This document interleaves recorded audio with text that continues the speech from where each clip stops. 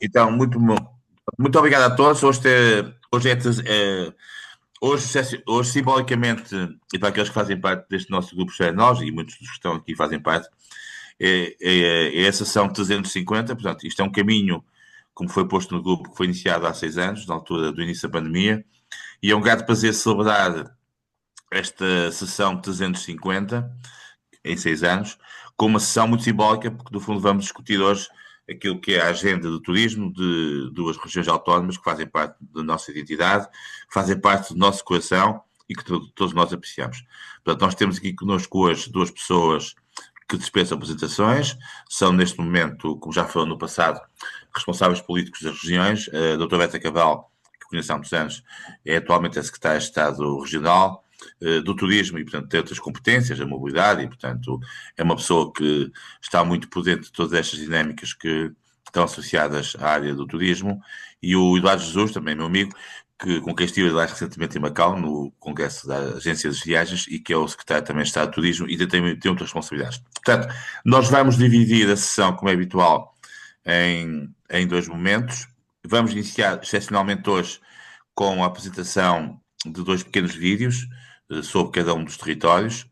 O primeiro, seguindo a alfabética dos Açores, depois o da Madeira. São vídeos muito pequenos, mas acho que são muito interessantes para, de certa forma, enquadrar a intervenção dos nossos dois convidados. E depois teremos, a seguir à intervenção deles, uma discussão com todos. Nós temos aqui hoje pessoas muito interessantes que estão ligadas às regiões, outras de fora, e vamos ter aqui certamente uma discussão muito interessante. Passamos aos vídeos e depois eu passo a palavra de imediato à doutora Beta Cabral e depois ao doutor Eduardo Jesus. Então vamos passar os vídeos, começamos pelos Açores.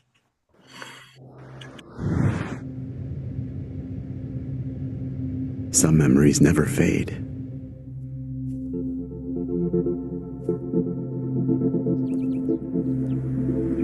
Sounds.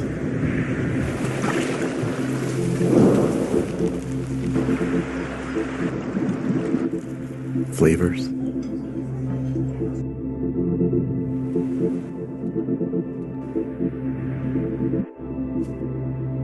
Scents.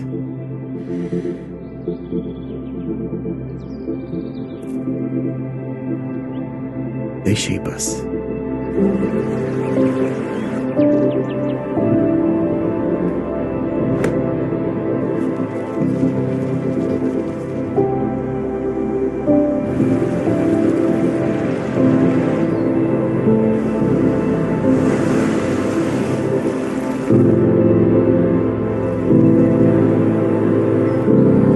Transform us.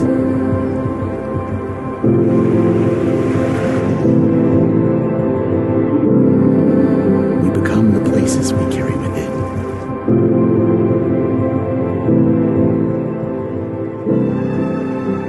The paths we wandered. The moments we cherish. And with each return, we come closer to who we truly are.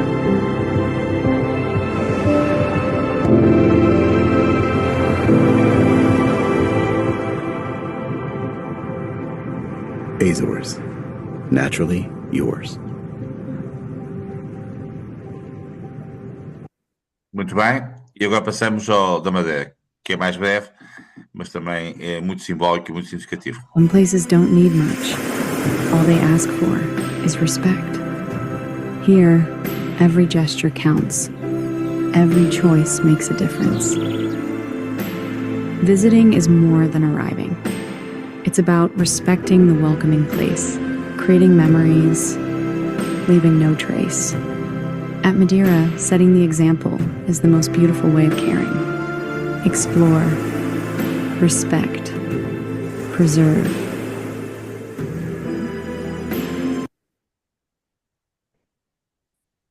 Muito bem. Portanto, passamos então agora à intervenção da doutora Beta Cabral e depois passamos ao Eduardo e depois temos aqui uma conversa entre todos. Muito bem. Beta, muito obrigado pela disponibilidade, está bem? Muito obrigada também. Quero começar por agradecer a oportunidade para estarmos aqui a discutir um tema que é tão caro a todos nós, que é o turismo, no nosso caso dos Açores, mas também da Madeira, das regiões que se completam, e também quero saudar naturalmente o o Dr. Eduardo Jesus e todos aqueles que nos acompanham ao longo desta discussão. Começaria por fazer uma caracterização e uma contextualização, dizendo que o turismo nos Açores cresceu muito nos últimos anos. E mais do que crescer, evoluiu e desenvolveu-se.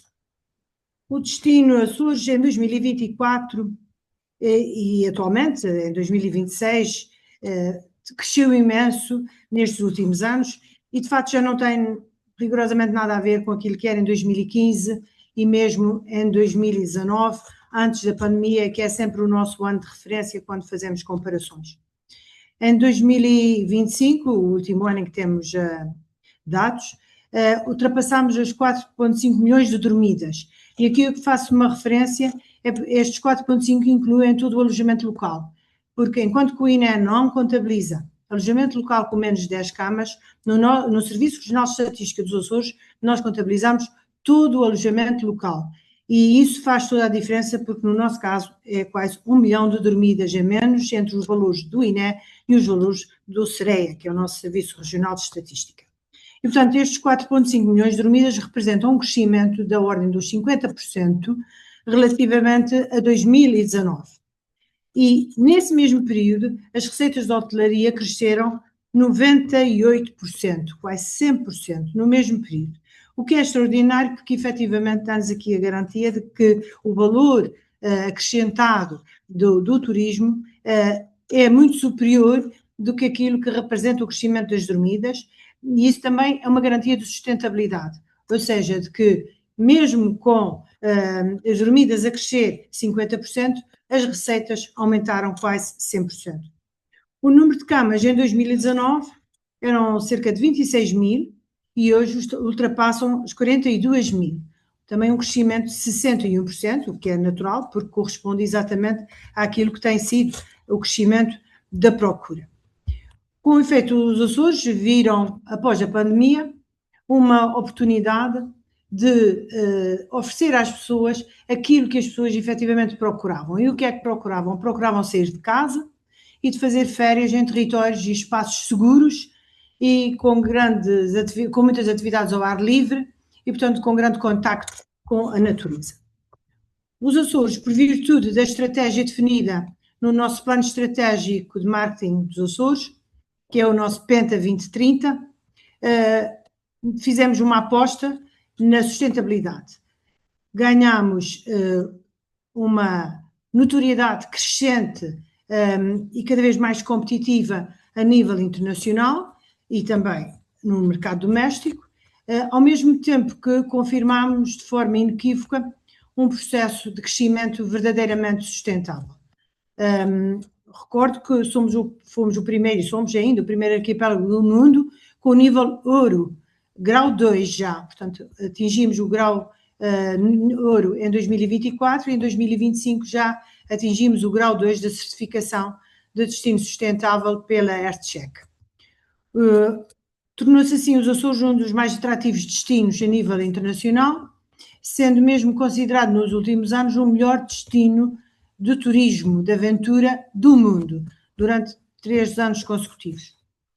Hoje o turismo é, sem dúvida, um motor importante, talvez até o mais importante motor da economia, embora os Açores tenham muitos outros setores produtivos, a pecuária, a pesca, a agroindústria, a indústria de conservas, portanto, no fundo, as indústrias relacionadas com o setor primário, mas a verdade é que o turismo tem vindo a ganhar um peso cada vez maior e atualmente representa 20% do valor acrescentado bruto e 17% do PIB e também 17% do emprego regional, que tudo isto de acordo com o estudo de Ernst & Young, que foi feito em 2024 e que certamente, se for atualizado hoje, é capaz de até já ter valores ainda mais significativos. O turismo dos Açores cresceu sempre alicerçado nas empresas regionais e eu gosto de fazer esta referência porque, de facto, um destino turístico que apenas tenha empresas internacionais ou nacionais drenam para o exterior a grande parte do valor acrescentado. Nós, com os nossos grupos empresariais, mantivemos essa grande capacidade de reter dentro dos Açores a riqueza criada, mas ao mesmo tempo abrimos naturalmente, porque a notoriedade assim impôs, a outras marcas prestigiadas de cadeias nacionais e internacionais, o que também é importante para levar mais longe o nome do destino dos Açores. Internamente, também queria fazer referência que o Governo dos Açores, em 2021, criou a tarifa Açores, que é uma tarifa única de cada ilha para qualquer outra ilha, qualquer que ela seja, pagamos sempre a mesma tarifa, são 60 euros, round trip, e isso tem sido um instrumento fundamental para promover a continuidade territorial dentro da região e tem impulsionado o turismo interno, o que foi muito importante, sobretudo ali nos primeiros meses pós-pandemia, e também é um grande fator de atenuar a sazonalidade durante os meses, a época baixa. Nós somos 9 ilhas e o nosso grande objetivo em termos turísticos é ter turismo todo o ano e em todas as ilhas, porque nós efetivamente somos 9 destinos, 9 experiências e há sempre a possibilidade de os turistas fazerem numa visita várias ilhas ou fazerem várias visitas, e isso permite-nos não só dispersar os turistas pelas 9 ilhas, como também democratizar, digamos assim, a riqueza pelas 9 ilhas que constituem a região autónoma dos Açores e também dentro do território de cada uma das ilhas, porque efetivamente o alojamento local tem tido essa capacidade de levar os turistas aos espaços mais recônditos de cada uma das ilhas. E por isso nós queremos ser um destino de ano inteiro, queremos ser um refúgio no Atlântico, e de alguma forma já somos, com excelentes condições para férias, horas short breaks, horas férias mais longas, com ligações diretas, rápidas e regulares ao continente europeu, naturalmente ao continente português, mas também ao continente europeu e ao continente americano. Temos, por isso, assumido um caminho sucessivo de melhorar a distribuição da procura ao longo do ano, procurando atenuar os desequilíbrios e as insuficiências próprias das flutuações sazonais, que, como nós sabemos bem, causam sempre constrangimentos às empresas e aos trabalhadores do setor. A aposta que temos feito em determinados produtos, como seja o turismo cultural, o turismo de bem-estar, o turismo gastronómico e o enoturismo, é uma forma de atrair turismo de qualidade todo o ano, a que se juntam iniciativas no âmbito da promoção externa, quer através de campanhas especiais, quer através do alargamento do período de operação das rotas internacionais.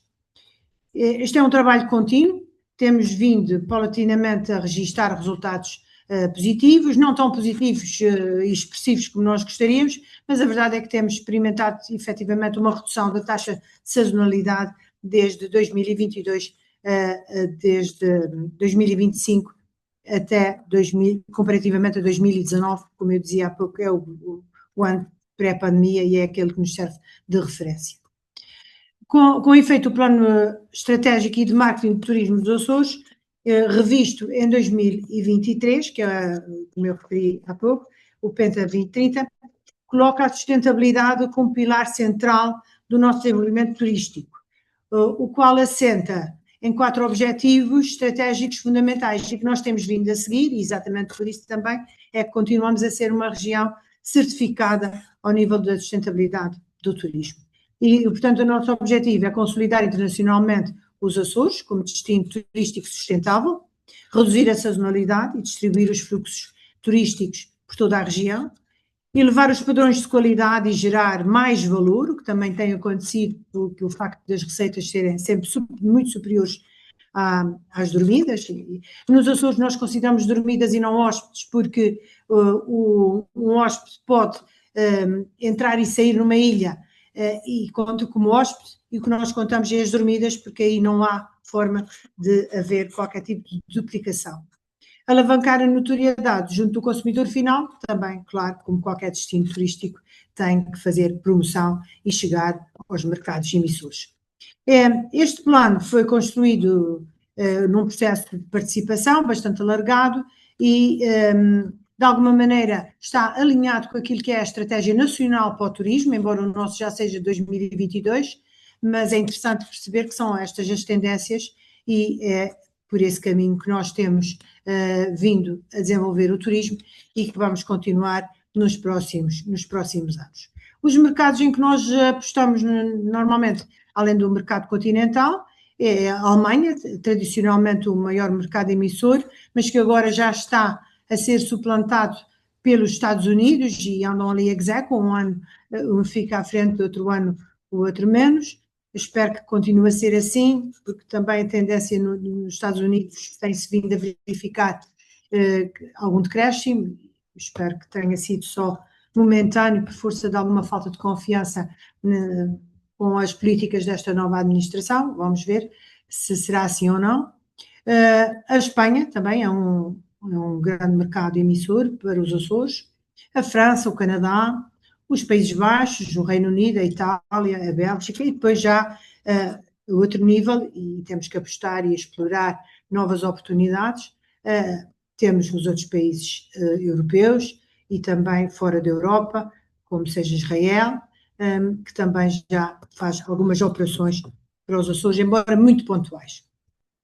Temos atualmente 17 companhias aéreas a efetuar o transporte de passageiros de e para os Açores, que compreendem 30 rotas, com ligações externas à Ponta Delgada e na terceira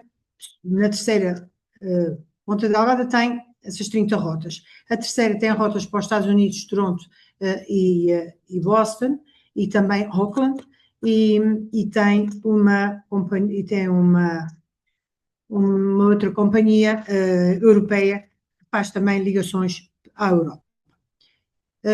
6 destas companhias já operam dentro do período inverno-IATA, que tem sido também um esforço significativo que temos feito para alargarem a sua operação. Portanto, as Azores Airlines, a TAP e a Ryanair, sim, fazem todo o ano, mas a Edelweiss, a Lufthansa e a Smartwings já estão a alargar a sua operação para o Spirit Shoulder, quer no início, quer no fim da época alta. Tem havido um crescimento sustentado do número de voos e de lugares disponíveis nas operações de verão e de inverno. Agora temos, como falámos há pouco, o desafio da Ryanair. Pronto, temos que encontrar alternativas e temos que procurar que dentro também das companhias que fazem os Açores, que é basicamente a Azores Airlines e a TAP, conseguir mitigar até que novas oportunidades para outras companhias possam surgir, sobretudo ligação ao continente. As ligações nacionais são feitas a Lisboa, Porto, Faro e Funchal, e as ligações internacionais fazem-se a 12 países, Estados Unidos, Boston e Nova York, e também São Francisco. O Canadá, e a TAP faz a Newark. O Canadá, Toronto e Montreal, Cabo Verde, Praia, França, Paris, Espanha temos Barcelona, Madrid, Canárias, e já tivemos também outras cidades, mas só de verão e tem sido pontual. A Alemanha, Bilbao, por exemplo, foi uma delas. A Alemanha, fazemos Frankfurt e Düsseldorf. Países Baixos, Amsterdão. Reino Unido, Londres. Suíça, temos, voamos para Zurique. Chequia, Praga. Áustria, para Viena. E a Eslovénia, para Ljubljana. Dito isto, e portanto com esta conectividade, é importante para nós, e todos os anos entram novas companhias. Este ano mesmo vamos ter mais 2 do Canadá, portanto vamos ter 3 companhias a voar para o Canadá, a WestJet e a Air Canada com a Azores Airlines, e para os Estados Unidos temos a United a ligar Newark para Ponta Delgada e a Azores Airlines a ligar para JFK. Portanto, mas nós sabemos também que não basta a conectividade, embora seja efetivamente para quem vive em ilhas a parte mais importante de tudo isto, porque não há alternativa ao transporte aéreo. De qualquer forma, é preciso também ter sempre um bom produto, um bom serviço, e o turismo é cada vez mais feito de experiências, de vivências e de momentos, de memórias, de imersividade e de vivência no próprio destino, e abstração também, através do well-being, cada vez mais é uma aposta que estamos a fazer, e julgo que em todos os territórios já há essa preocupação. Nos Açores temos sabido acompanhar estas tendências, construindo de forma consistente uma proposta de valor, coerente e uma imagem externa adequada à tipologia e à qualidade da nossa oferta turística.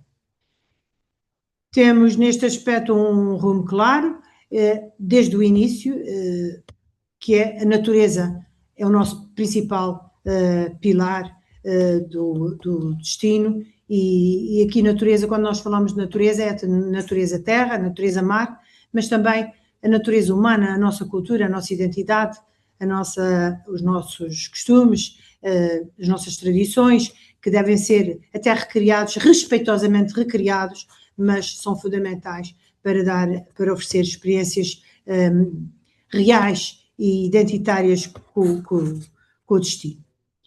Por outro lado, sendo o turismo de natureza o nosso produto prioritário, alicerçado nos nossos recursos naturais, também o turismo cultural assume um protagonismo cada vez maior, reforçando este papel que eu referi há pouco da nossa genuinidade e da nossa identidade. Em relação aos fluxos turísticos, também temos uma grande preocupação de não haver a percepção de alguma sobrecarga, sobretudo em determinados pontos de visitação e de interesse turístico. E por isso mesmo estamos sempre a monitorizar essas questões, temos procurado desenvolver novos produtos, novos pontos de interesse turístico e novas formas de visitação. Apenas um exemplo, criámos o shuttle para a Lagoa do Fogo, que já era um lugar extremamente concentrado de turistas para visitação e com muita afluência de automóveis e rent-a-car, e portanto proibimos a ida de carros ligeiros à Lagoa do Fogo, ou portanto à montanha, ao Vulcão do Fogo, e criámos um shuttle que tem sido efetivamente um sucesso, e preservamos assim também a nossa natureza e um ponto de visitação fundamental. Também apostamos muito nos percursos pedestres. O pedestrianismo é uma atividade muito procurada nos Açores. Temos mais de 100 trilhos homologados nas 9 ilhas, com quase 1000 quilómetros de trilhos. É um desafio muito grande, sobretudo com este inverno rigoroso que nós temos, em que, de facto, temos que ter vigilantes da natureza e um trabalho permanente de monitorização e percepção se estão transitáveis, se não estão, e colocá-los transitáveis, porque são muito procurados, sobretudo no inverno.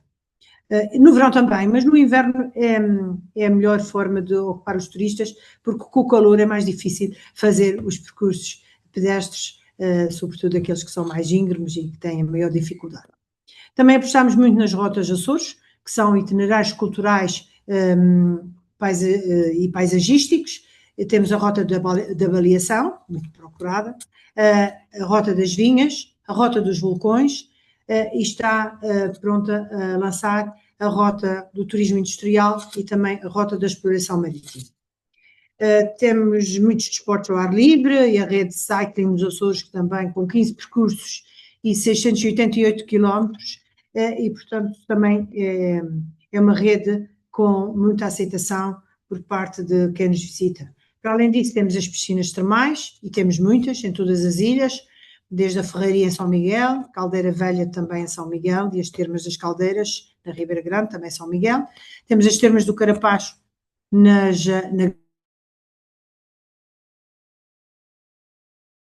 Gaçosa, e a nossa também, que é São Miguel, e o Octante de Furnas, que também tem um spa nas Furnas, como o próprio nome indica, com águas termais. São também processos que estão a ser muito trabalhados e que exigem também da nossa parte uma grande monitorização. Nós lançámos através do PRR, e este é bastante inovador, um projeto de monitorização inteligente dos fluxos turísticos nos Açores. É um projeto que visa responder a um conjunto de desafios já identificados através da obtenção de ferramentas digitais e de tecnologias inovadoras para analisar o perfil e a mobilidade dos visitantes, sejam nacionais, sejam internacionais, abrange as 9 ilhas dos Açores e várias áreas geográficas dentro de cada ilha, de forma a apoiar as entidades responsáveis na gestão do destino turístico, serve tanto entidades públicas como entidades privadas, na tomada de decisões fundamentais. E isto sempre com a perspectiva de contribuir para a sustentabilidade do território dos Açores, sobretudo a longo prazo, não é? Nós não queremos estar certificados hoje, queremos estar certificados sempre, permanentemente, como identificados como um destino sustentável. Para nós também há, de facto, uma preocupação, é que os residentes têm que estar no centro do desenvolvimento do turismo, temos procurado corresponder a isso, e o turismo só é bom, é essa a nossa perspectiva, se for bom para todos, para quem nos visita e para os residentes. Para além disso, queria só dar nota daquilo que toda a gente sabe, é que a indústria do turismo é extremamente competitiva, é muito agressiva na promoção e no desenvolvimento da oferta, com novos produtos de valor e destinos e tendências a emergir todos os anos, e portanto nós temos que estar sempre atentos, com a enorme responsabilidade de continuar a desenvolver proativamente a oferta turística, trabalhando para elevar a estruturação e a qualidade e também a consistência da experiência e dos serviços que colocamos à disposição dos turistas. É também fundamental continuar a investir na qualificação dos recursos humanos e também procurá-los, porque há grande escassez, como julgo que acontece em todas as regiões no nosso país, importar boas práticas, apostar na melhoria contínua e na consistência dos serviços, inovar nos produtos, práticas de gestão sustentável, criar novos produtos e permitir que as infraestruturas também se atualizam e também evoluem face às necessidades do setor. Os Açores são, de fato, reconhecidos já internacionalmente como um destino de excelência, fomos premiados e temos sido premiados e distinguidos sucessivamente pelo World Travel Awards, pelas mais reconhecidas revistas também da especialidade, pela nossa qualidade, pela qualidade da experiência que oferecemos, pela capacidade de gestão turística do nosso território e pelos princípios e boas práticas de sustentabilidade que adotamos. Não queremos atrair visitantes, mas sim afirmar o turismo dos Açores pela qualidade e pela diferenciação. Julgo que temos conseguido e é um grande desafio continuar a consegui-lo. Muito obrigada. Fantástico, Beta. E passamos agora ao Eduardo, na linha do seu raciocínio.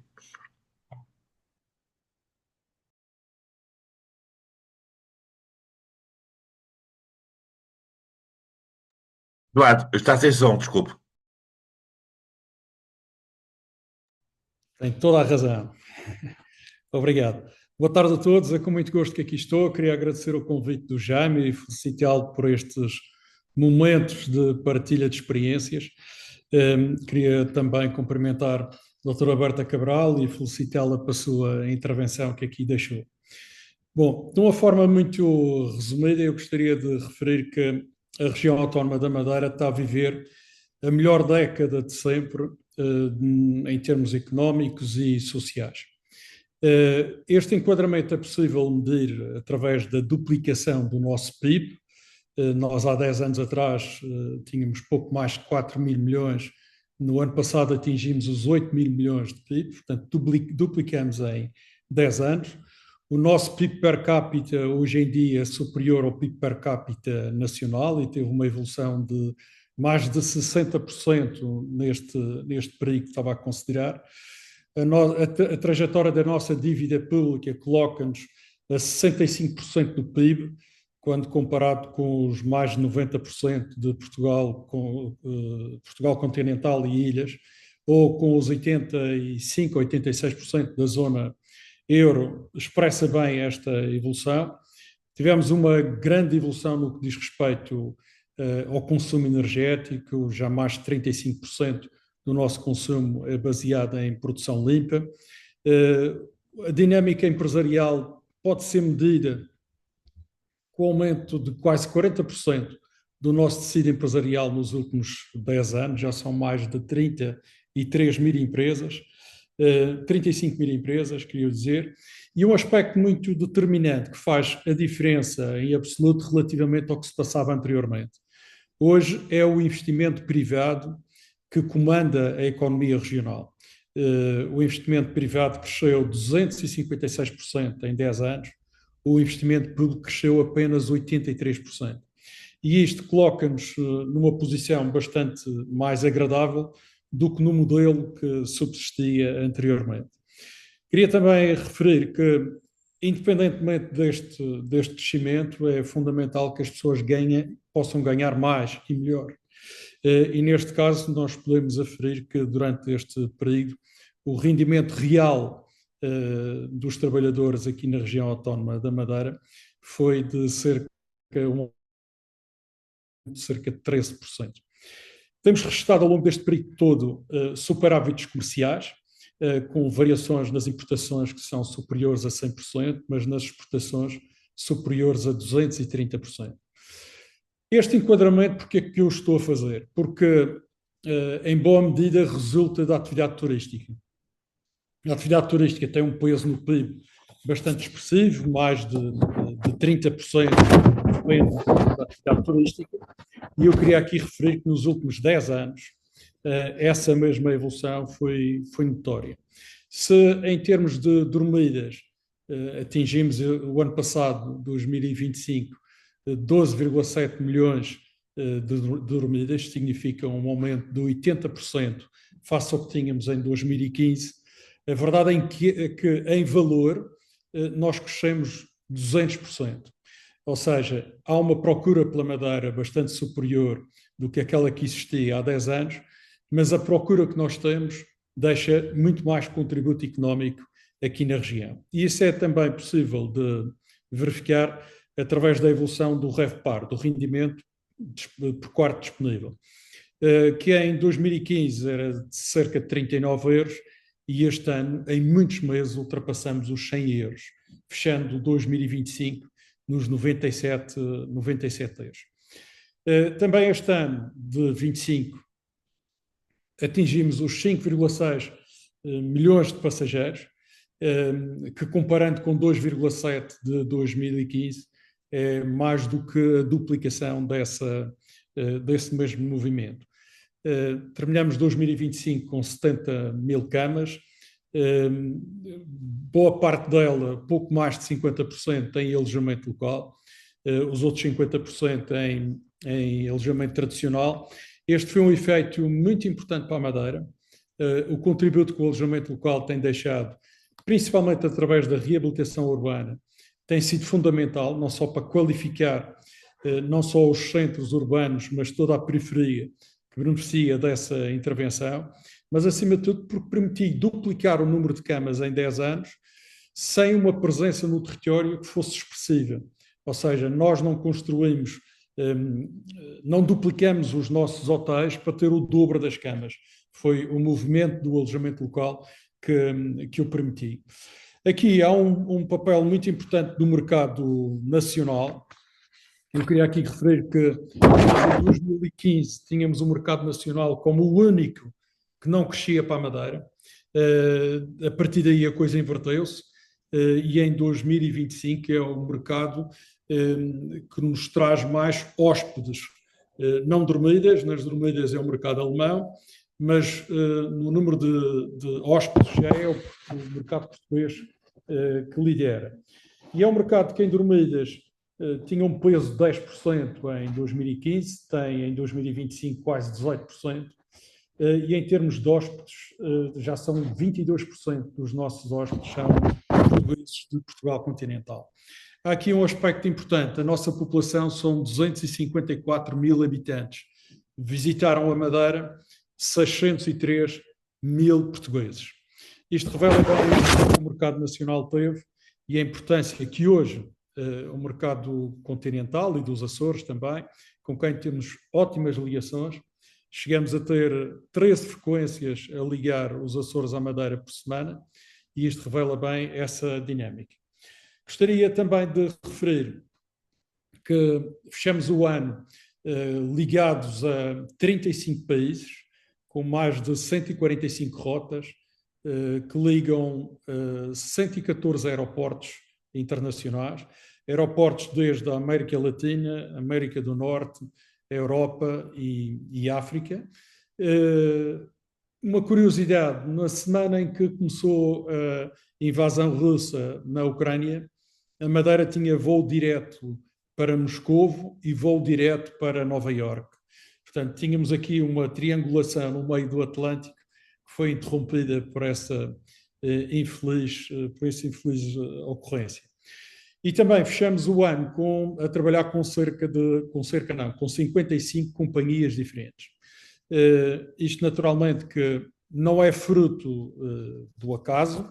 Existiram algumas decisões que foram estruturantes para se fazer este caminho, nomeadamente ao nível do planeamento, para além da estratégia que está definida para o turismo da Madeira. Nós somos a única região de turismo portuguesa que dispõe de um plano de ordenamento do turismo, onde definimos muito bem o que é que tem que acontecer neste sector e que serve de guião até para o crescimento do mesmo ou para a sua valorização. Uma das decisões muito importantes que tomamos tem a ver com a concentração de toda a promoção turística na Associação de Promoção. Anteriormente, a promoção era dividida entre a Associação de Promoção e a Direção Regional de Turismo. Hoje em dia, a Direção Regional de Turismo tem toda a animação turística e, simultaneamente, o efeito de regulador. Mas a concentração levou a que aumentássemos o orçamento da promoção turística, que hoje é superior a 16 milhões de euros por ano. Entretanto, lançamos a nova marca, foi um momento bastante feliz para a Madeira, teve uma aceitação muito grande e, acima de tudo, foi muito compreendida, bem compreendida, porque é uma marca sentimental. E essa mensagem passou bem, é o facto da pessoa se sentir em casa quando vem à Madeira, mas também levar a Madeira no seu coração quando daqui parte. Procedemos também à estruturação de vários produtos. Como se sabe, a Madeira é um destino ativo para todo o ano. Daí decorreu a necessidade de criarmos o Madeira Ocean Trails, que tem atividade em montanha e atividade no mar. Isso tem atraído provas internacionais de trail, por exemplo, ou então como campeonatos europeus e outras provas mundiais. Estruturamos o golfe, que é um produto bastante interessante para a Madeira. Se quisermos ter em atenção a sazonalidade do Porto Santo, esbate-se com o campo de golfe que lá existe, que é o campo que tem mais voltas em todo o país, porque é efetivamente o produto que faz com que o Porto Santo seja visitado de inverno. E estruturamos a cultura como produto. A determinada altura a Madeira era promovida baseada na natureza, na montanha e no mar. Nós, ao passarmos deste binómio para o trinómio, que inclui a cultura, humanizamos a comunicação, trouxemos a nossa herança, a nossa tradição, os hábitos, os costumes e convidamos os nossos visitantes a experimentarem toda esta realidade que nos faz distinguir. Eu costumo dizer que a Madeira não é melhor nem pior do que qualquer outro destino turístico, mas tem que ser necessariamente diferente. E essa diferença resulta muito do aspecto cultural, e eu estou completamente de acordo com aquilo que disse a doutora Berta ainda há pouco. A cultura presta aqui um serviço de identidade que nós refletimos muito bem na nossa marca e que era esse o nosso propósito. Estamos a seguir o nosso caminho da certificação para a sustentabilidade do destino. Isso tem permitido trabalhar muito com o sector localmente, mas acima de tudo também um grande reconhecimento internacional. Criamos novos instrumentos de gestão para o sector do turismo, onde se reposita um conjunto de informações internacionais, estudos, projeções, que servem de fonte de informação para os operadores regionais. Criamos o Observatório do Transporte Aéreo. Esta foi uma decisão muito importante. Nós hoje temos uma monitorização ao dia de tudo o que são as ligações, não só com a Madeira, mas ligações potenciais para a Madeira, e daqui decorre a identificação de oportunidades que nós dividimos, quer seja com o Turismo Portugal, quer seja com a ANA, e é este conjunto de 3 entidades que depois, no fundo, fomenta a atração da Madeira para as companhias aéreas. Aqui o Observatório do Transporte Aéreo tem feito um papel fundamental. Julgamos que a forma como nós gerimos a pandemia também foi determinante para o relançamento da atividade turística logo após esse período bastante trágico para todos. Deixamos aqui uma marca muito forte.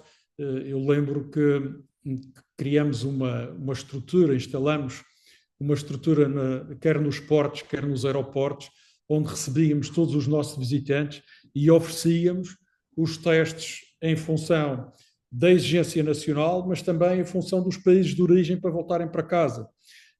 Transformamos uma operação que era hospitalar numa operação que passou a ser hospitaleira. E isso teve um peso bastante grande. Por outro lado, inauguramos o nosso posto de informação turística na Rua Nova do Almada, em Lisboa. Tem sido a verdadeira embaixada da Madeira no que diz respeito à promoção e, acima de tudo, à réplica de toda a animação que nós fazemos na Madeira. Agora estamos às portas do Carnaval. O Carnaval também acontece no posto de informação em Lisboa. Depois vem a Festa da Flor também está presente. Depois vem o Festival do Atlântico, o Colombo. Todos estes momentos, o fim do ano e o Natal e a festa, tudo isto é vivido também em Lisboa, na Rua Nova do Almada, como forma de estreitar esta relação e dar a conhecer a dinâmica da animação da Madeira. Existiram 3 parcerias que eu acho que devem de ser aqui referidas, foram estratégicas para nós. Uma com a Universidade da Madeira, a vários níveis, mas nomeadamente com o Observatório do Turismo, entidade com quem nós celebramos anualmente protocolos que nos permitem aferir permanentemente o índice de satisfação dos nossos clientes, a avaliação que fazem a cada momento da animação que é promovida aqui na Madeira e que nos dão naturalmente informações para a melhoria contínua deste processo. Para ganharmos o mercado nacional da forma tão expressiva como eu referi, a parceria estratégica que celebramos com a APAFT, com a Associação Portuguesa de Agências de Viagens e Turismo, foi determinante.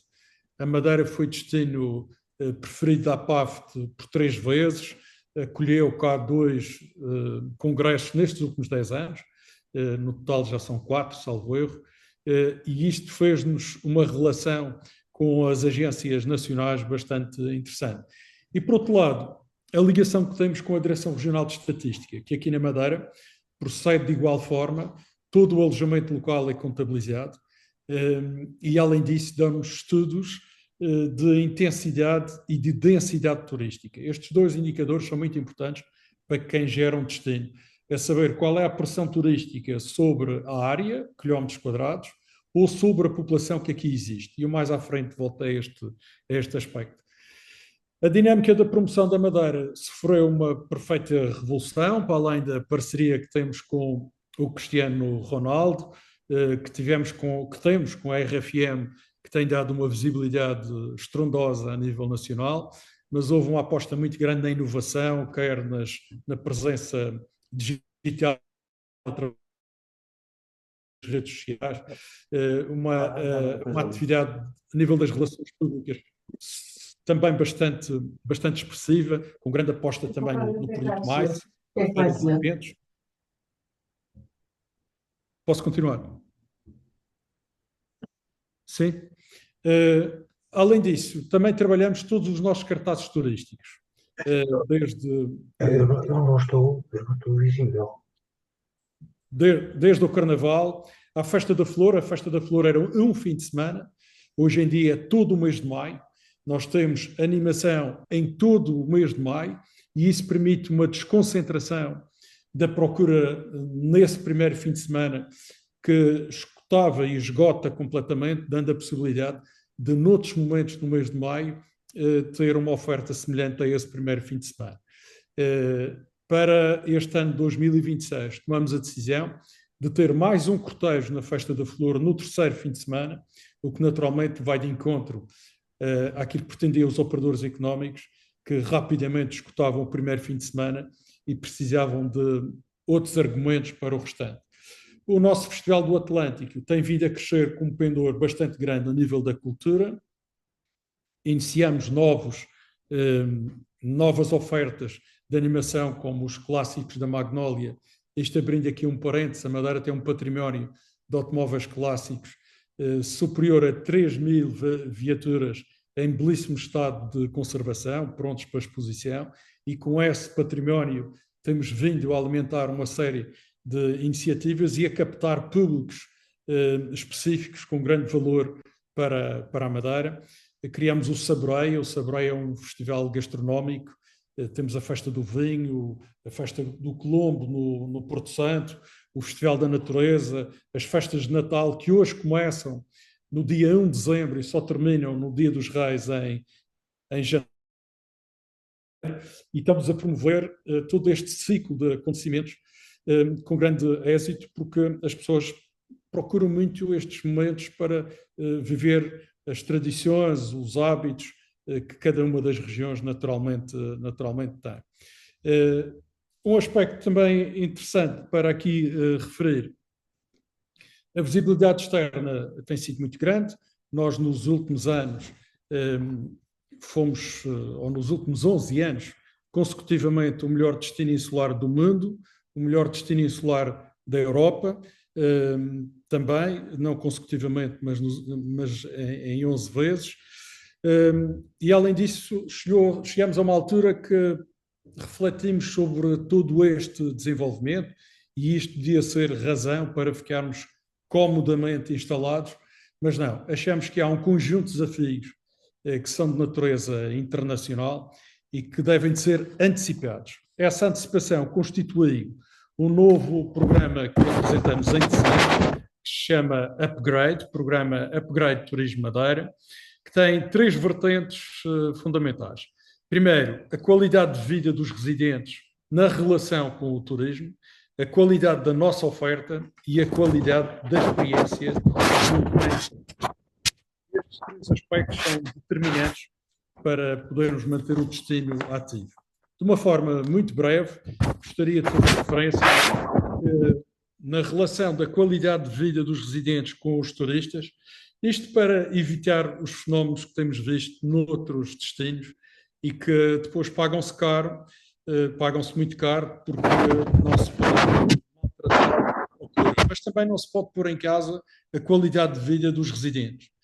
Então estabelecemos um protocolo com o alojamento local, estudamos as 54 freguesias da Madeira, colocando em equação a intensidade turística e a densidade turística.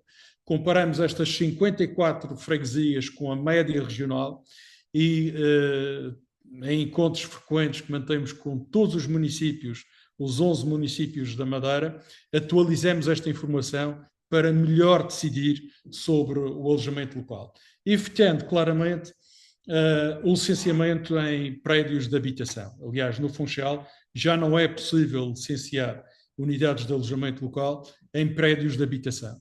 É possível na reabilitação urbana, é possível em todas as circunstâncias, menos nos prédios de habitação.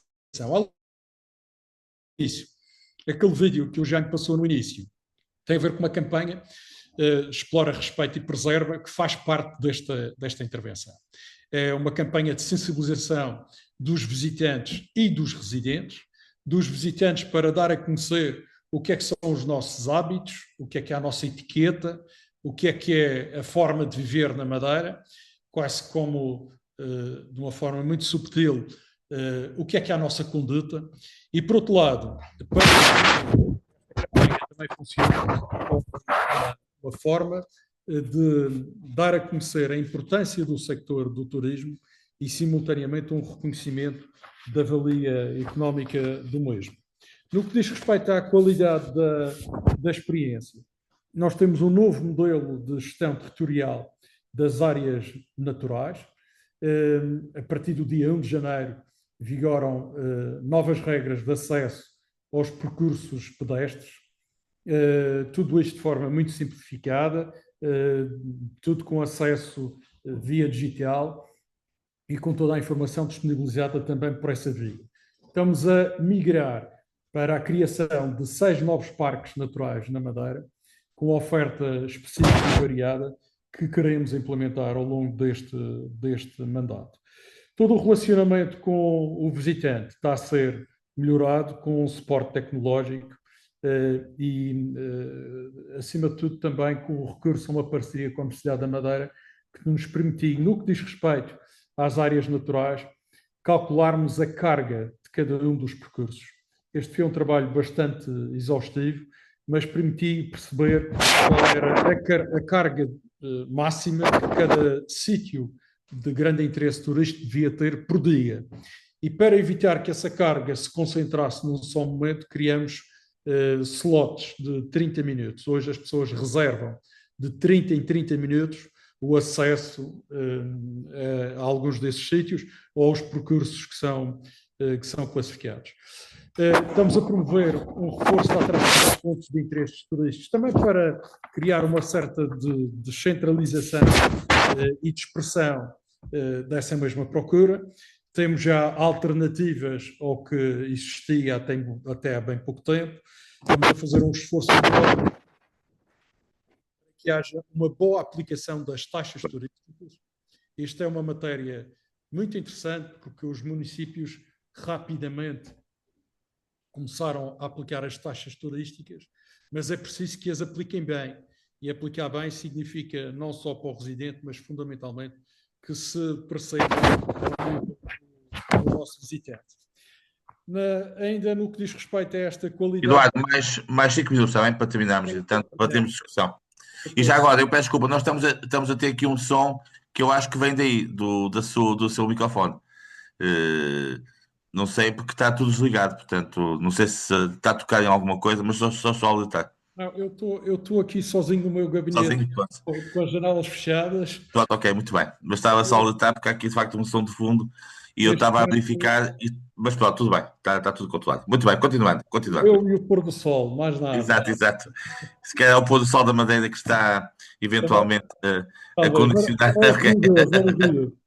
Bom, queria também dizer que aprovamos um novo diploma na Madeira para as rentacars, para a atividade de rentacars.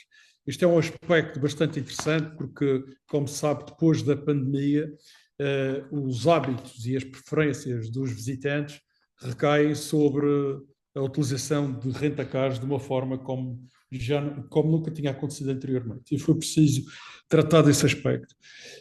Dentro da qualidade da oferta, temos vertentes que vão desde a requalificação do mobiliário urbano, a valorização e qualificação dos trabalhadores numa parceria que temos com a Associação Comercial e Industrial.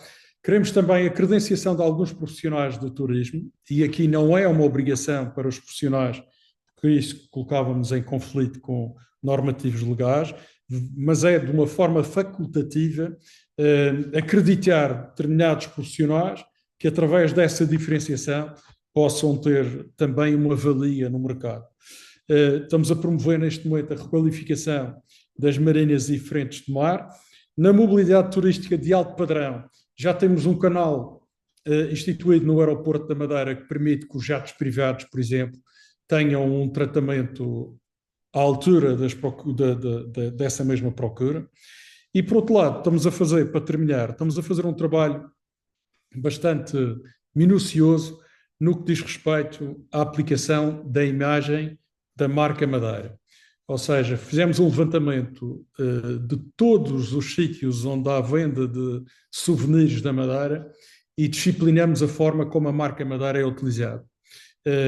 E esse foi um trabalho, como devem de imaginar, um bocadinho exigente, mas que dá os seus frutos, porque nós temos que manter e dignificar a imagem que promovemos. Tenho mais umas coisinhas para dizer, mas deixo para o debate. Fantástico, doutora Beta Cabral e doutor Eduardo Jesus, de facto uma visão muito completa de dois destinos que são para nós, como todos sabem, um paraíso. Pronto, vamos passar à discussão, quem quiser colocar qualquer questão ou comentário pode fazê-lo, basta levantar a mão, como é habitual. Eu se calhar temos aqui algumas pessoas que eu acho que é importante ouvirmos, por uma questão de cortesia, passava talvez à Nini, portanto, que além de ser do nosso grupo, é uma madeirense que também gosta dos Açores. Nini, quer fazer algum comentário, alguma questão aos nossos oradores, antes de passar a outras pessoas? Não a estamos a ver, espera aí.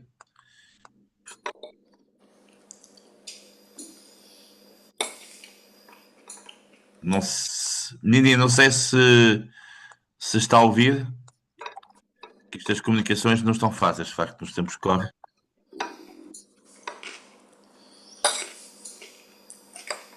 Nini, não está a ouvir, pois não? Peço desculpa. Nini, não estamos a ouvir. Estamos a ver, mas não estamos a ouvir. Não, tem que pôr o som.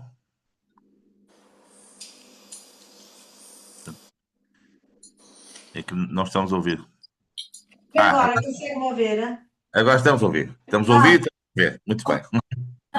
Tá, eu quero agradecer as duas intervenções que foram ótimas. Obrigada, Eduardo. É sempre um prazer ser uma madeirense representada por o Eduardo, porque é fantástico, de facto. Muito obrigada. É uma honra para mim ser madeirense, é uma honra para mim ser das ilhas, porque eu adoro os Açores também. Obrigada, doutora Berta. É uma grande satisfação que tenho de ser uma pessoa da Atlântida. Eu costumo dizer que sou da Atlântida, com um coração madeirense e com uma alma portuguesa. E isso é fantástico. E ouvir as duas pessoas a falar aqui e ver as nossas ilhas como estão a crescer e a Madeira como cresceu tanto nos últimos tempos e o cuidado que se está a ter com isso tudo, para mim é fantástico. É só isso. Também este é um dia grande. Eu vou deixar as outras pessoas falarem, porque como o Jaime sabe, eu falo bastante. Sim, senhor. Mas depois, no final, se quiser fazer um comentário, estamos à vontade também. Eu, antes de passar a Denise e ao Sérgio Guerreiro, que já estão aqui com a mão levantada, não sei se o Zé Ribaus Esteves, que estava aqui, não sei se ainda está, e que é o futuro presidente da CR Centro e também um homem muito ligado ao turismo. Zé, não sei se estás aqui, porque... Estou sim. Sim, senhor. Então, Zé, um comentário é sempre muito bem-vindo, do nosso amigo do Centro e de Aveiro em particular. Não, muito obrigado, um beijinho aberto, um abraço ao Eduardo, são velhos amigos, velhos quer dizer, eles são muito jovens, muito mais novos que eu, portanto tenho um futuro à frente deles, mas pronto, uma amizade muito velhinha e muito boa, um gosto grande partilhar este bocadinho convosco. Eu queria deixar mais do que um comentário, porque obviamente o fantástico trabalho que um velho destino como é a Madeira faz, e um jovem destino como são os Açores fazem, é de uma notoriedade e de uma qualidade fantástica. E, portanto, parabéns. Nós todos somos consumidores e promotores e são, de facto, duas peças do território que, obviamente, ganham uma notoriedade na boa gestão pelo facto de serem regiões com autonomia, o que o continente ainda não conseguiu perceber, que é muito importante para si próprio, e, portanto, a Madeira e os Açores têm uma vantagem que nós no continente ainda não conseguimos ter, mas, obviamente, a sua gestão de grande qualidade tem permitido a afirmação destes dois destinos que são marcas de Portugal de uma notoriedade fantástica. Eu, basicamente, gostava de fazer duas perguntas dirigidas aos dois, à Berta e ao Eduardo. A primeira é, e aliás temos aqui também o nosso Ministro Regional do Turismo do Algarve, e a pergunta também pode ir para ele. Sim, eu André também. Porque qual é a razão objetiva de nós não contarmos o alojamento local com menos de 10 camas para as dormidas, para as estatísticas do turismo no continente e isso ser possível nos Açores e na Madeira? Há muitos territórios do continente onde o alojamento local tem uma importância enorme, também para o desenvolvimento e para a criação de riqueza e de emprego em territórios onde isso não é exatamente fácil, em que o alojamento local tem menos de 10 camas. Porquê é que isto é assim diferente nas nossas regiões autónomas do continente? Primeira questão. Segunda, gostava de saber se na discussão que estamos a ter de criação da nova Lei de Finanças Locais e julgo que não é nova de finanças regionais, é a revisão, se de facto vamos, quer a perspectiva dos governos regionais dos Açores e da Madeira, se vocês também estão apostados em aumentar, como nós estamos no continente não, para o país inteiro, aumentar a percentagem do IVA que é produzido pelo turismo para ficar nos orçamentos das câmaras municipais. É uma luta que já tem muitos anos, porque eu sou contra, e enfim, é conhecida a minha posição, sou contra a taxa turística, completamente contra. Aliás, brinco muito com os seus presidentes de Câmara. Qual é o serviço que prestam para cobrarem taxas? Se é almofada, se é alguma companhia, o que é que se passa em termos de serviço para poderem cobrar uma taxa por dormir, ou porque é que eu quando vou a Lisboa, porque tenho que apanhar um avião às 5 da manhã, porque é que eu tenho que pagar taxa turística quando estou a trabalhar, enfim, etc.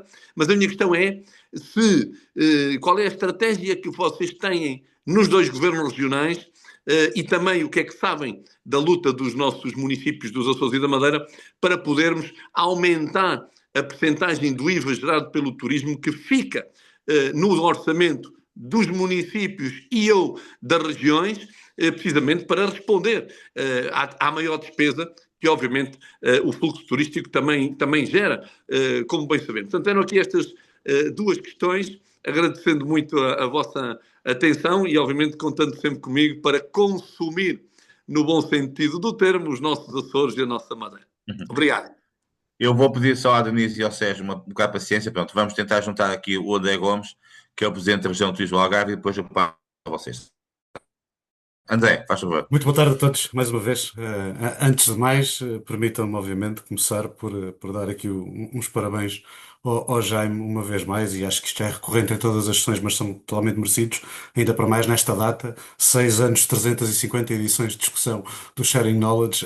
É parabéns para o Jaime, mas não só para o Jaime, mas para todo este grupo que ele conseguiu juntar aqui, ao qual eu só pertenço muito recentemente, mas é com muito gosto que já é a segunda ou a terceira destas 350 que participo. Portanto, ainda nem é 1%. Mas muito parabéns a todos. Depois, obviamente, permitam-me um cumprimento muito especial, que era a Sra. Secretária Regional dos Açores, a Dra. Berta Cabral, caros colegas, ao Secretário Regional da Madeira, caro amigo Eduardo, e dar-lhes desde já os parabéns pela excelente explanação que fizeram aqui. Permitam-me já agora também aqui um cumprimento quer ao Sérgio Guerreiro, do Turismo de Portugal, quer também ao João Sabino, do Turismo do Porto e Norte, e já agora ao Presidente Ribal Esteves, que congratulo e que cumprimento também com muito gosto, recebendo as provocações, mas também dizendo-lhe já que, caramba, foi mais duas questões precisamente que eu ia colocar também. Mas já lá vamos. Antes das duas questões, ou para reforçar as questões que o Presidente Ribal Esteves colocou, permitam-me aqui só duas ou três notas. Para já, como disse, felicitar quer a doutora Berta Cabral, quer o Eduardo, pelas apresentações que fizeram aqui de dois destinos, que, como já foi aqui dito, estão com níveis de maturidade completamente diferentes, mas com uma performance e com um desempenho e com um trabalho desenvolvido fantástico, e por isso também os parabéns a ambos por esse trabalho que têm desenvolvido, ainda para mais tendo desafios, alguns deles são partilhados com as outras regiões de facto, mas depois o facto, obviamente, de serem ilhas, acresce-lhes em termos de desafios que têm pela frente, e os resultados que atingem e que tiveram ambos aqui a oportunidade de demonstrar, assim como o trabalho que está a ser desenvolvido do ponto de vista da estruturação e da qualificação da oferta, demonstram bem esse nível de maturidade e esse nível de crescimento que estão a ter e o bom trabalho que estão a desenvolver. Isto obviamente resulta em ótimos contributos, quer para o país, quer para o setor do turismo, e aqui também permitam-me referir aqui e também, obviamente, agradecer a ambos, porque de facto esse é mais um exemplo do trabalho articulado que desenvolvemos todos em conjunto, as 7 regiões do país, com o Turismo de Portugal, com o Governo Nacional, e, portanto, também agradecer esse trabalho que eles desenvolvem. As questões, realmente, de facto, uma daquelas que tinha que comentar é, de facto, a questão do INE e da contabilização do alojamento inferior a 10 camas. Aliás, o Presidente Ribal acabou agora de reforçar isso mesmo, no sentido da importância que têm esses números para aquilo que é o conhecimento da atividade do nosso território, dos impactos, e para a definição depois da estratégia para fazer face àquilo que é os desafios. É uma luta que eu ando a ter desde que assumi a função, confesso. No Algarve, em particular, refiro sempre isto, nós temos mais de 40 mil registros de alojamento local, 90% são inferiores a 10 camas. As camas do alojamento local, aliás, como também foi aqui referido, quer pelo Eduardo, quer pela Berta, nomeadamente no Algarve, já ultrapassam o número de camas em estabelecimentos classificados. Portanto, veja-se a importância desta tipologia de oferta, e o facto de não estar a ser contabilizado ou quão prejudicial é para a região. E também eu, como o Presidente Ribal Esteves, não consigo perceber porque é que de facto o INE a nível nacional não faz esta contabilização. Eu noutras vidas atrás, antes de entrar a trabalhar aqui na região de turismo, eu próprio geria uns alojamentos locais da família, e nós lá tínhamos a obrigatoriedade de demonstrar quem eram as nacionalidades, quando é que entravam, quando é que saíam, quantas pessoas é que eram, e portanto não consigo perceber, continuando a haver a obrigação dessa comunicação, como é que a nível do continente isto não é contabilizado. E portanto isto demonstra que de facto, quer ao nível dos desafios, quer ao nível do trabalho que temos estado a desenvolver, é muito aquilo que nos une dentro das diferenças de cada região, que de facto, conforme a doutora Berta referiu, completam-se entre si, e é isto que faz de facto a atratividade que o nosso país tem tido nos últimos anos, e que faz com que também o setor do turismo tenha tido a capacidade de apresentar os resultados que tem apresentado.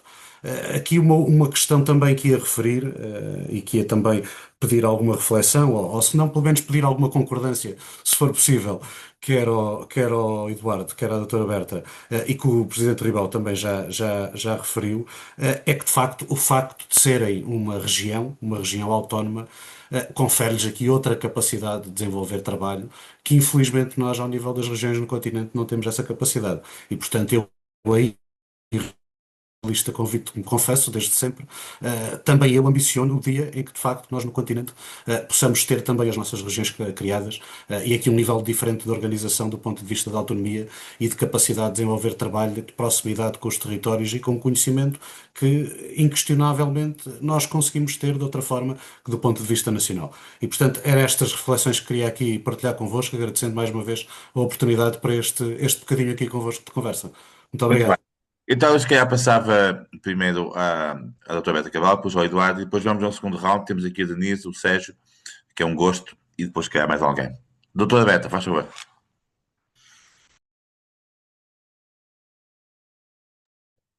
Muito obrigada pelas questões colocadas e pelos comentários feitos e pelas elogiosas referências ao crescimento do turismo dos Açores. Como foi aqui dito, e bem, é um destino ainda muito jovem, mas que se afirma de dia para dia, e é isso que nos motiva a continuar, e os resultados efetivamente estão à vista. Eu só espero, à vista, e eu espero que continuem, porque também devo dizer que a conjuntura internacional também nos preocupa muito, e destinos mais remotos como os nossos, essas influências ainda são mais gravosas. De qualquer maneira, o nosso papel é continuar a trabalhar para qualificar o nosso destino, para fazer com que o turismo seja cada vez mais um setor dinamizador da economia regional, porque o setor do turismo é um setor muito transversal, que impacta muito significativamente em todos os outros setores,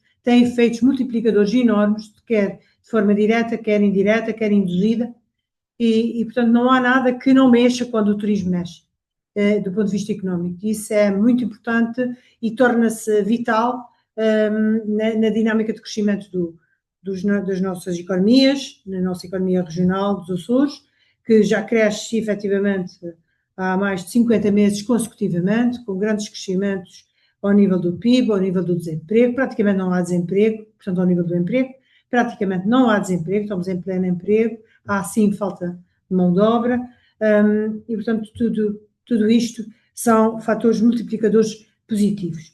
Relativamente às questões em concreto, eu penso que as regiões autónomas são as que elas têm mais dificuldade em responder a estas duas questões. Eu vou explicar porquê. Primeiro, porque não temos um relacionamento direto com o INE, temos o nosso Serviço Regional de Estatística, que é um serviço regional da administração regional, a quem reportamos,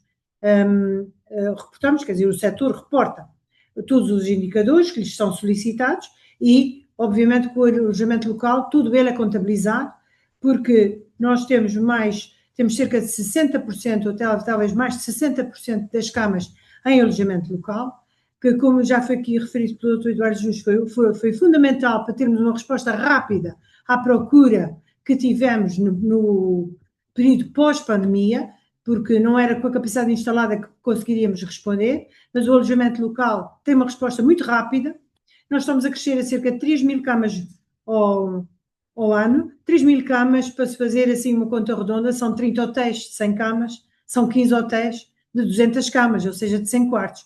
Portanto, ninguém constrói esse número de hotéis num ano, e o alojamento local conseguiu, de facto, dar essa resposta rápida ao crescimento do turismo, e por isso merece todo o nosso respeito, embora, na parte final da intervenção do Dr. Eduardo Jus, eu registrei, com apreço, o trabalho que estão a fazer e que nós, de alguma maneira, também já iniciámos, de trabalho com a Associação de Alojamento Local e com os municípios, para começarmos a ter também aqui alguma percepção de tal intensidade e densidade turística, e não proibir, porque é fundamental o alojamento local, mas criar alguns contornos e alguns requisitos que possam, de facto, ajudar-nos a gerir esta explosão, entre aspas, do alojamento local. Porque para a reconstrução das cidades, para a reabilitação urbana, foi fundamental, continua a ser fundamental para levar o turismo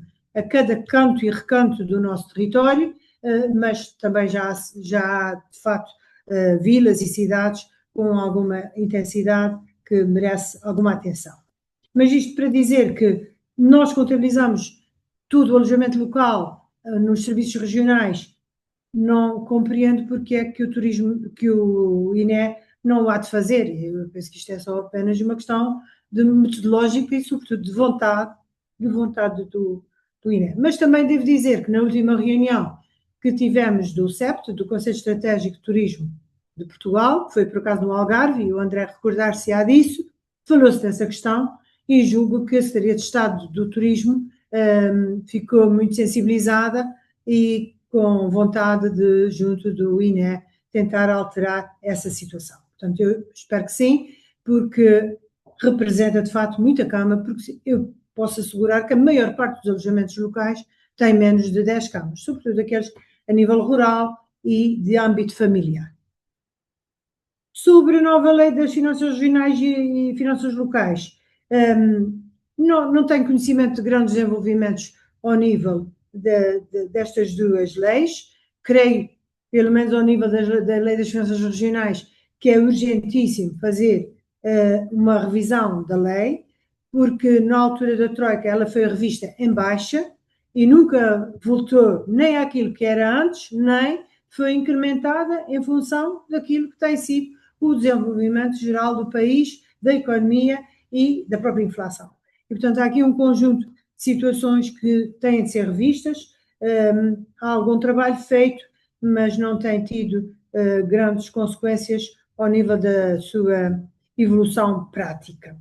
Sobre a questão do IVA turístico, eu dava aqui só uma nota. Quando se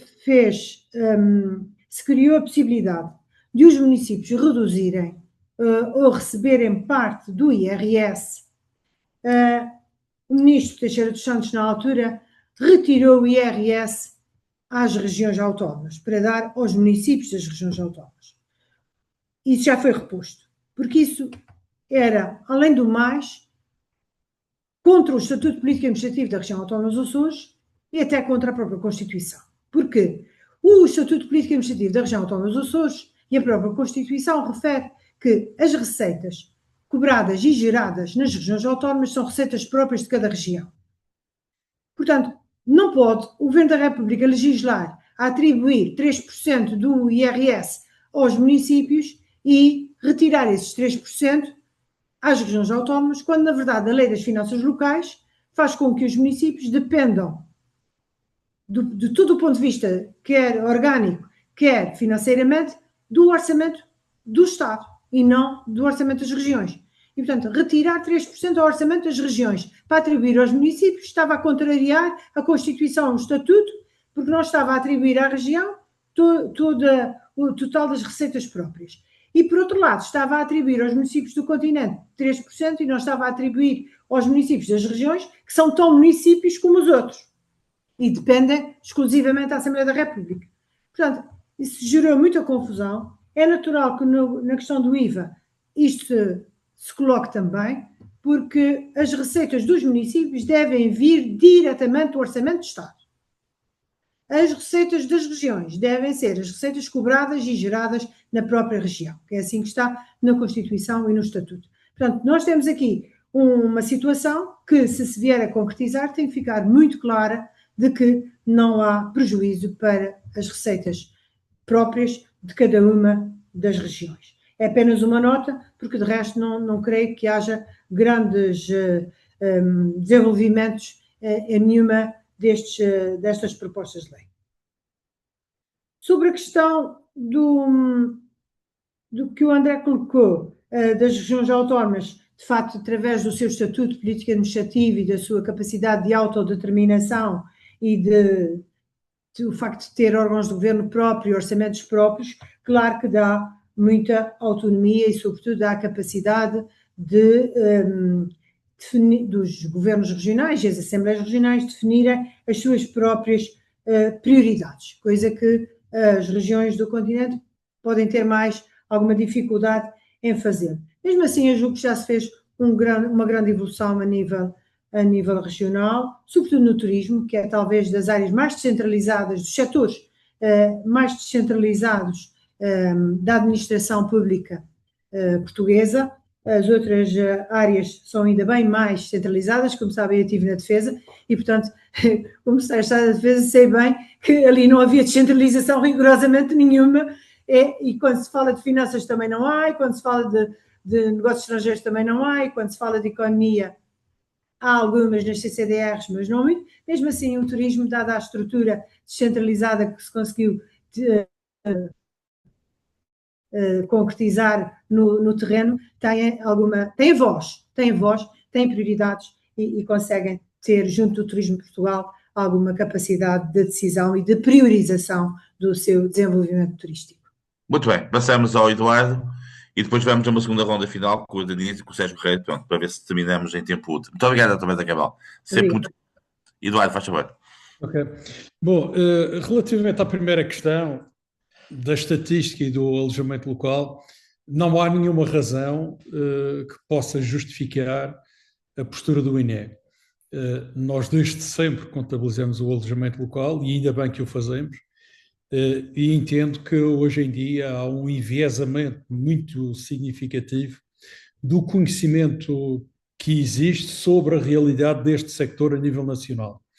Aliás, numa troca de impressões já há algum tempo, não sei precisar se há 1 ano e meio, se há 2 anos, com o Francisco Sá Nogueira, ele tinha estudado o impacto desta ausência de conhecimento sobre o alojamento local, que poderia significar cerca de 35% a 40% da realidade. Ou seja, como é que é possível gerir um território que aposta fortemente nesta atividade, que o seu PIB depende fortemente desta atividade, e não conhecer a atividade?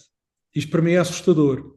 Ou seja, e é por demais evidente, ainda há pouco a doutora Berta Cabral referia que 60% é alojamento local nos Açores, aqui cerca de 35%, de 53%.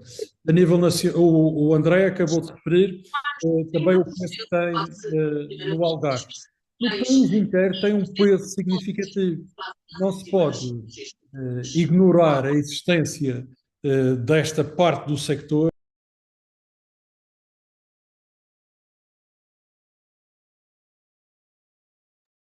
Já sei só, Eduardo. Eduardo, tem que pôr o som, desculpa. Isto, nestas condições climatéricas, às vezes até não sabemos se... Bom, mas eu estava a dizer que isto é navegar à vista. Quando não se conhece 35% a 40% de um sector, não sei que política se pode definir para o sector. Quanto à outra questão da lei das finanças regionais e dos municípios e também tudo relacionado com a descentralização, o meu amigo Ribal sabe muito bem que o país lida muito mal com a descentralização. E as autonomias não são processos fáceis.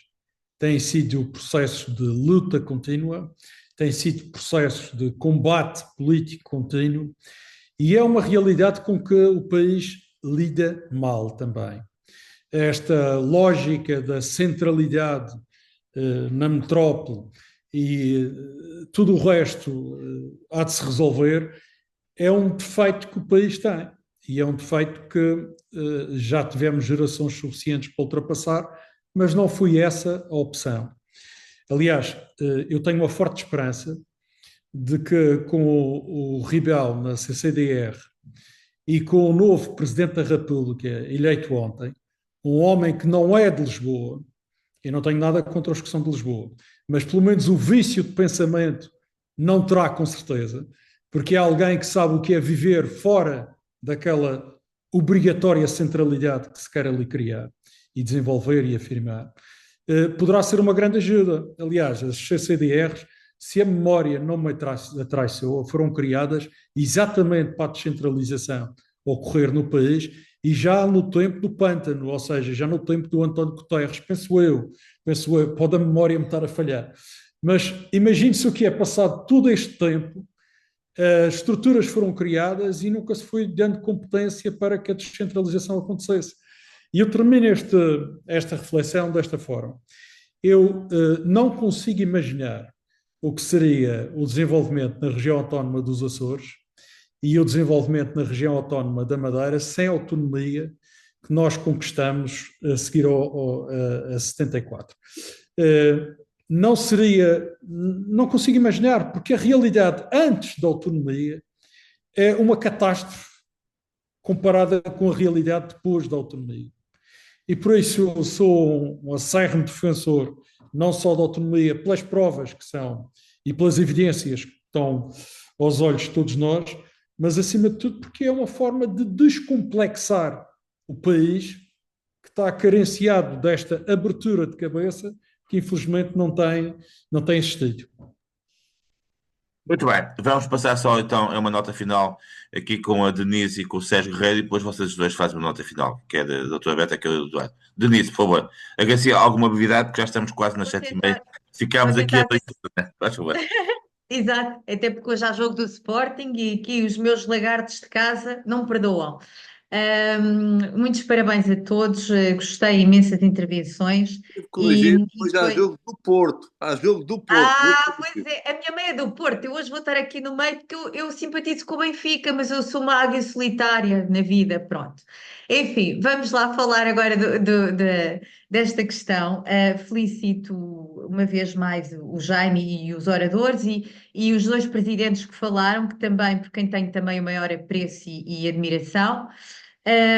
E os senhores secretários regionais, e começando aqui por ordem alfabética pelos Açores.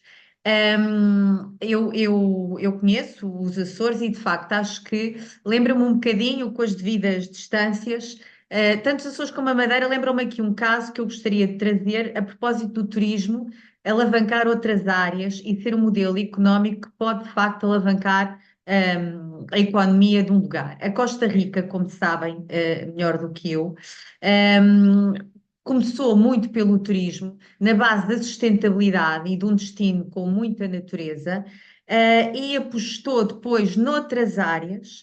O turismo foi como que uma porta de entrada não só de dinheiro, como de visitantes e de população para dar a conhecer a Costa Rica e tornou-se o primeiro destino da América do Sul com 100% da energia elétrica fornecida através de energias renováveis. Tornou-se o destino que, comparativamente à dimensão e aos PIBs e etc., mais talento conseguiu formar, porque investiu também nisso, e atraiu um investimento estrangeiro enormíssimo, sobretudo na área tecnológica, e conseguiu conciliar o turismo com a satisfação das populações, preservando a autenticidade do lugar. Com isso, conseguiu tornar-se o destino mais feliz do mundo no Índice de Felicidade de 2019. Ora, a Costa Rica é um país pequenininho, sem grandes riquezas, comparativamente aos nossos Açores e à Madeira, que eu não conheço a Costa Rica, mas conheço muitos lugares do mundo e acho que os Açores e a Madeira são dois paraísos. Eu vivi na Madeira 2 anos, o meu pai teve lá uma fábrica, foi lá industrial, conheço muito bem a Madeira, conheço pior os Açores, mas no âmbito da pós-graduação em Place Brand e Place Marketing, que eu dirijo no ISCTE Executive Education com o respectivo presidente, nós ensinamos a criar marcas de lugares que, juntamente com marcas de empresas, marca Madeira, marca Açores, marca o que for, alavancam os territórios para fora e para outros setores. E tive uma aluna dos Açores extremamente interessante, que já tinha sido minha aluna num curso que eu também dirigi na Universidade Nova, que fez um trabalho interessantíssimo, que foi juntar o queijo de São Jorge a um outro aluno de Mangualde, que juntou o queijo da Serra e criaram em a rota com uma série de cidades europeias um roteiro gastronómico de vinhos e cultural que criou o maior roteiro de queijo do mundo. E eles estavam com vontade de implementar. Isto só para dar uma ideia de como às vezes se consegue fazer trabalhos muito interessantes e usar o turismo para chegar a outros setores. Relativamente à Madeira, e depois vou colocar uma questão, vou terminar já, Jaime, é um minuto. Relativamente e a questão que eu vou colocar é para ambos os senhores secretários regionais responderem relativamente aos seus territórios Muito bem. e às suas empresas dos seus territórios. Relativamente à Madeira, a marca Portugal, o turismo em Portugal, começou precisamente na Madeira. Foi aí que, ainda no finais do século XIX, nós começámos a aparecer ao exterior e foram de facto estrangeiros, ingleses, que apostaram no turismo português, precisamente na Madeira. Foi aí o berço do nosso turismo. E hoje em dia o turismo é o principal setor exportador da economia portuguesa. E de facto, a Madeira tem um imenso potencial a outros níveis e tem, tal como os Açores, grandes embaixadores para além do turismo. E temos aqui connosco a Nini, que com muito orgulho leva a marca Portugal a todos os cantos do mundo e ostenta orgulhosamente a garota do Calhau. Eu acho isto absolutamente extraordinário e, portanto, nós temos também grandes embaixadores dos Açores e da Madeira pelo mundo. E, portanto, a questão que eu colocava a ambos os senhores secretários regionais, que aliás são do turismo e da cultura e de outras áreas, portanto, só próprio que isto está tudo relacionado, é, na vossa visão, que setor vos parece mais simples de ligar ao turismo para alavancar a economia? Que setor, que cluster, que tecido empresarial vos parece mais simples de ligar ao turismo diretamente para alavancar a economia? E se focassem numa marca Madeira ou numa marca Açores, qual seria o principal elemento distintivo que vos viria à cabeça? Muitíssimo obrigada. Muito bem. E para terminarmos, antes passamos aos nossos jogadores, o Sérgio Guerreiro, aqui o nosso homem da inovação do Turismo de Portugal. Sérgio. Jorge, vou ser rápido. Antes de mais, agradecer à doutora Berta Cabral e ao doutor Eduardo Jesus pelas suas apresentações. É sempre um prazer ouvi-los e no fundo, ver e testemunhar aquilo que é a paixão com que levam para o exercício dos seus cargos. É algo que eu, enquanto contribuinte, me apraz muito registar.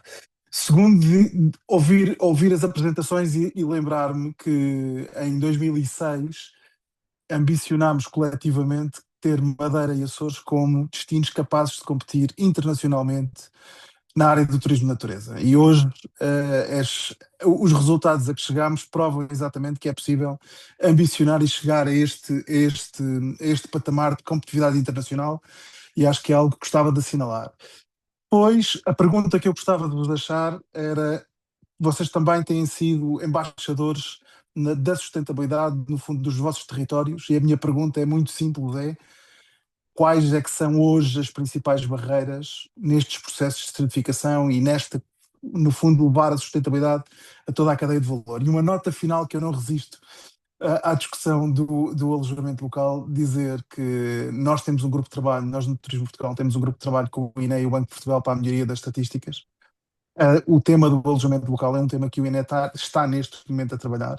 Sem prejuízo disso, nós já temos via Eurostat estatísticas que são experimentais e, portanto, esta nota também já tinha conversado com o André Gomes, não serão para já estatísticas oficiais, mas são estatísticas experimentais, mas que nos ajudam a perceber muito daquilo que estávamos aqui a falar.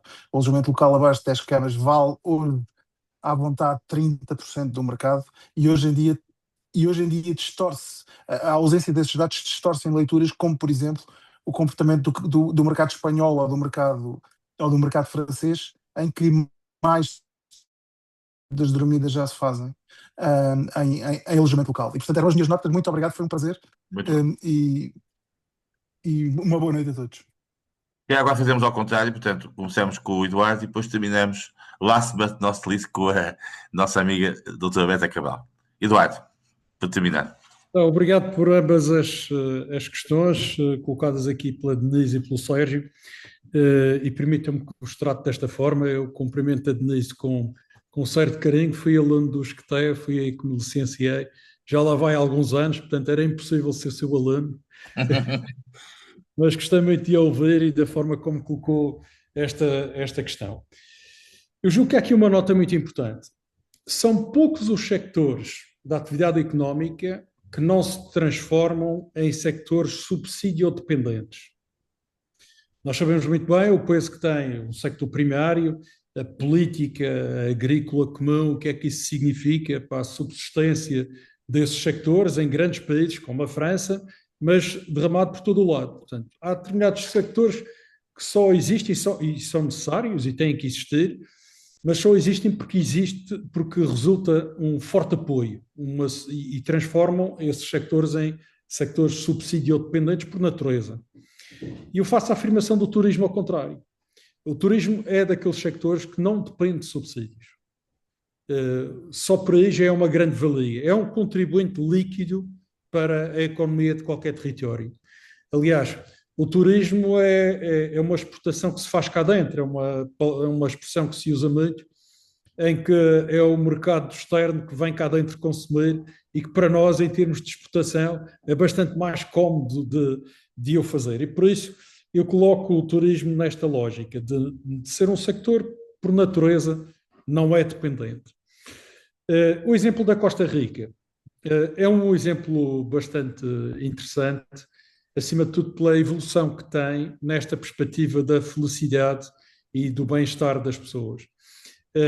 Eu gostava de dizer também, a esse nível, que uma das motivações deste upgrade de Turismo Madeira prende-se com isso. Um dos patamares que nós vamos agora alcançar no final do primeiro trimestre deste ano é o facto do Porto Santo, a ilha do Porto Santo, ficar a funcionar 100% com energia limpa já este ano.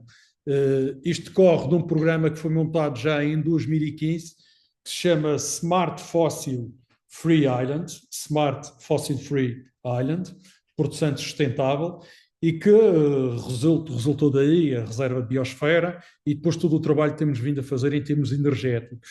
E estou completamente sintonizado com as palavras que aqui referi.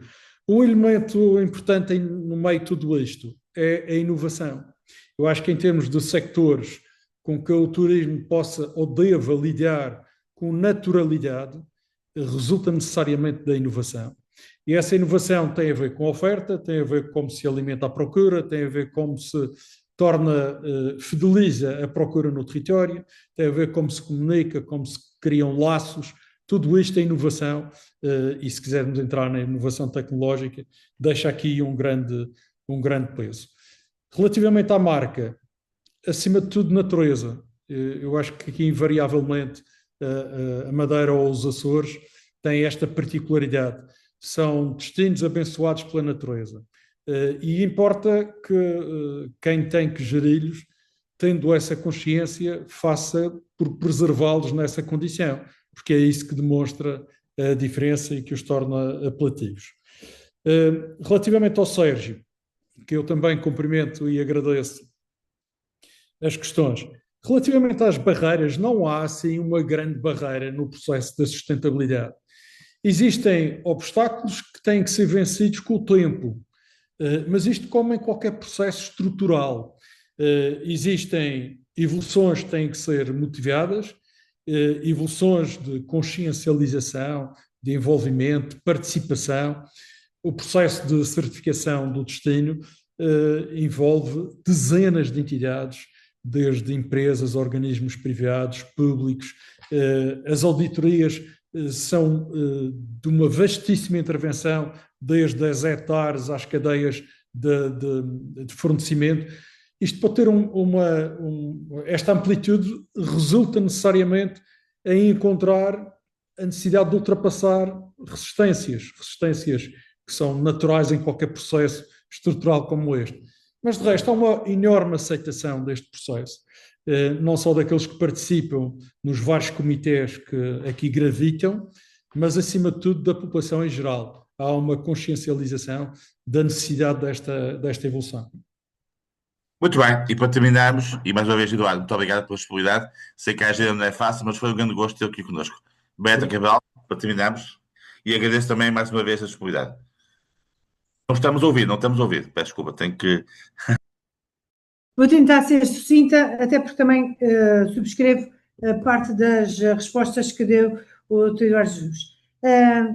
Portanto, aquilo que, referindo a Costa Rica, e começando pelo início da Denise Henriques, a Costa Rica é um bom exemplo, mas há mais, e por exemplo estou-me a lembrar da Bermuda, também começou com o turismo, e agora neste momento é um grande mercado financeiro internacional, e há outras situações, e eu estou convencida que os nossos territórios têm riqueza suficiente para fazer esse caminho, não sei se exatamente ao nível financeiro, se ao nível mas da energia seguramente, e era aqui que eu me queria focar. Mas isto dava outro programa, porque de facto os Açores são um laboratório vivo de energias renováveis e só não são mais autónomos porque nós, como somos 9 sistemas autónomos e temos que ser autossuficientes, porque não somos ligados ao continente a nível de energia, nem sequer umas ilhas às outras, temos que ter sempre em backup energia térmica para acudir a qualquer situação que se possa colocar.